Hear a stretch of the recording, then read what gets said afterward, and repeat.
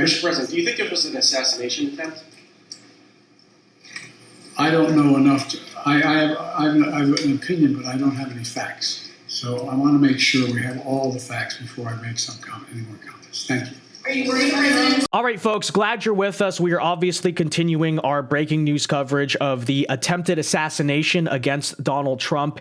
And there may be evidence that Joe Biden does hold direct responsibility for what happened, specifically in regards to the Secret Service failures. You know, everyone in America is asking the question right now, how did that happen? How did this slip through the cracks? How did the shooter manage to get on top of a building that was less than 150 yards away without anyone seeing? Secret Service never thought to lock it down. And, you know, like this all just was allowed to happen. Well, again, there may be some evidence the Biden administration, specifically his Department of Homeland Security, holds a degree of responsibility. Now, that is obviously a big statement. These are big claims that I am making. So let me be clear what I am actually saying there. You know, this video is not to spread so-called baseless conspiracy theories. This is not me arguing that the whole thing was an inside job or Biden or the feds ordered it. You know, truthfully, if I were to talk honestly, it's still a developing situation.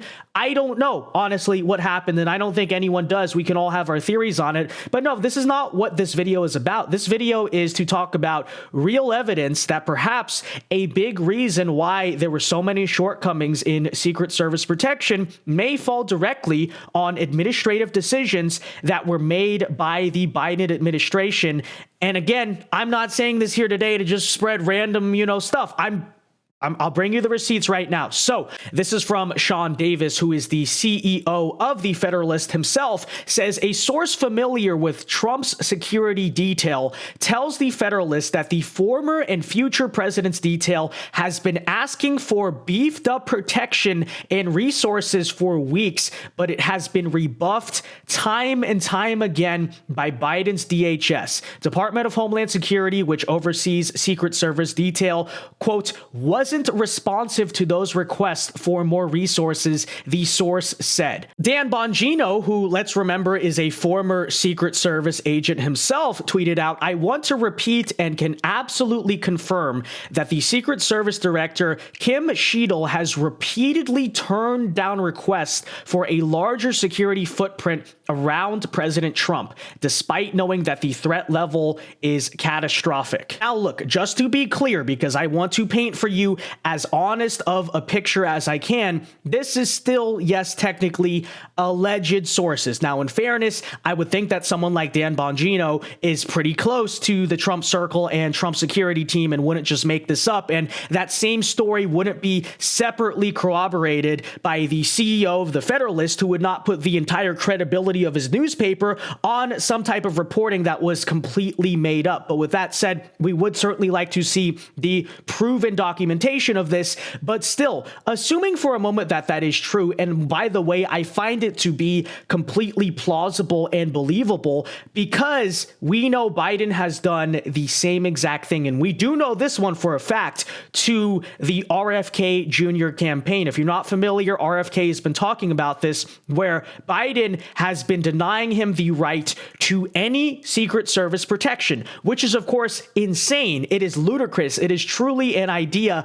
lacking in basic common sense, if not, being driven because it's outright malicious. Because think about this for a moment. You have RFK. He's a major third-party candidate for president, which I think, grants Secret Service already enough. But on top of that, we know who he is. He's a Kennedy. We know that his father and his uncle were both assassinated. You can use your common sense to imply that, equally, he's kind of controversial himself to some people. But on top of that, even if he wasn't, you'd have to imagine some type of crazy lunatic just seeking glory might have a reason to be the next guy who wants to get a Kennedy. And by the way, I'm told, and RFK has said this publicly, RFK submitted 30 pages worth of credible documentation of credible threats against his life. And what did the Biden DHS do in response? Again, just allowing it to happen. They denied denied him Secret Service protection. So I really did look at that and I said, God forbid if anything happens, that is Biden's responsibility. He asked for Secret Service protection. He gave you the reasons why,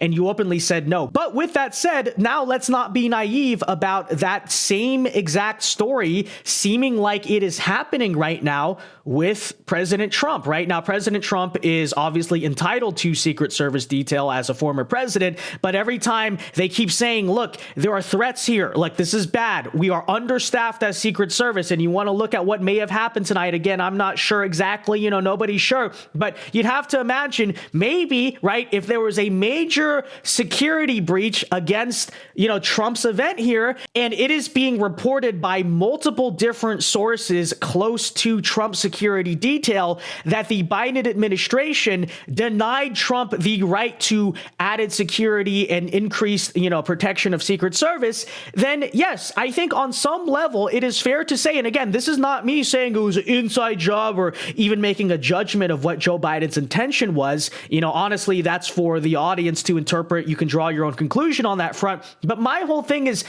trying to operate in the facts in terms of what we know and assuming that this is true, which it does seem. I would like to see documentation, but I 100% believe it just because of the RFK story alone. If that is all true, then yes, actually, it is fair to say, again, I'm not saying Biden was rooting for it or whatever, I'm not saying, but I am saying that an obvious common sense decision that should have been made, especially after Donald Trump was convicted of a felony, was not made. And this happened, someone has to be held accountable for that. And by the way, that doesn't exonerate Secret Service themselves or anything like this. But if the political Biden DHS was denying Trump the request to increase security on election year, not only does that seem like a highly political and dangerous decision, but hey, we saw what just happened there. Because not even including whatever theories we may have about the entire situation, let's just look at the objective facts. And, I've been saying this every time I look at this picture. I say, look, I know nothing about Secret Service. I know nothing about security, but it seems to me pretty common sense. Okay, so you are doing this rally out here on this grassy space, on this fairground. You have Secret Service was here. That seemed to be where the sniper was. But besides that, you have a building and a rooftop right here that is less than 150 yards away from where the president of the United States is speaking. I think the exact number there was 124. And you did not have this building secured. You weren't watching it. There are multiple eyewitnesses who were, trying to shout at law enforcement saying, hey, look, this guy has a gun. And of course, nothing was done until shots were already fired. Again, if we are going to operate here under the assumption that there was no foul play at hand or whatever, this is an obvious security failure. And when you combine it with the fact that, according to the reporting here, Secret Service is understaffed, they're undermanned, they were under-equipped to deal with credible threats against President Trump, what does that say about Joe Biden? Truly, what does it say? Okay, maybe I'm crazy. Am I crazy in saying that, hey, if a presidential candidate, the Republican nominee here, comes to the sitting president's administration and says, there's credible threats against my life, it's common sense. Especially after the felony, he's already a divisive political figure. And you say no, and then something happens after you openly said no. This didn't come out of left field or anything like that. Again, removing whatever theories you might have, even on paper, as those facts are presented, that is already on the hands of the Biden administration. Truly, it really is. So, there you have it, folks. I guess really quickly, I'll play some of the clips, some of the videos of the eyewitnesses who, said they saw the shooter and stuff. And, just to demonstrate the insane security failure that really did happen here. Again, just totally lacking in any common sense of how you would do this. But okay, take a listen. We noticed a guy crawling, bear crawling up the roof of the building beside us, 50 feet away from us. So we're standing there, and we're pointing at the guy crawling up the roof. And he had a gun, right? He had a rifle. We could clearly see him with a rifle. Absolutely. We're pointing at him. The police are down there running around on the ground. We're like, hey man, there's a guy on the roof with a rifle. And the police were like, huh, what? You know, like they didn't know what was going on. You know, we're like, hey, right here on the roof, we can see him from right here. We see him. You know, he's crawling. And next thing you know, I'm thinking to myself, I'm like, why is Trump still speaking? Why have they not pulled him off the stage? I'm standing there pointing at him for, 2 or 3 minutes. Secret Service is looking at us from the top of the barn. I'm pointing at that roof, just standing there like this. And next thing you know, 5 shots rang out. So you're certain that the shots came from that guy on the roof? 100%. 100%. And he was up there for a couple of minutes. He was up there. You saw him up there for a couple of minutes. Absolutely. At least 3 to 4 minutes. And you were telling Yep. the police and the Secret Service? We were telling the police. We were pointing at them for the Secret Service, who were looking at us from the top of the barn. They were looking at us the whole time when we were standing by that tree. Could they see binoculars? Could they see him? Probably not, because the roof, the way the slope went, he was behind where they could see. But why is there not Secret Service on all of these roofs here? As Trump started, I noticed 2 officers that were looking for something or somebody. I was looking around myself and seeing a guy on top of one of the buildings go in between one building to the next, and went and told the officer that he was up there. And when I went back to my spot, I heard that people could still see the person from where they were standing. So I checked that out, and I went back to tell the officer that if he came over there, he could see them. And when I turned my back is when the shots started, and then it took me a second or two to figure out exactly what it was. And then it was just getting out of there and helping some other person out with her child, and we got out, and that was the end of that. And I went and left, and that was all.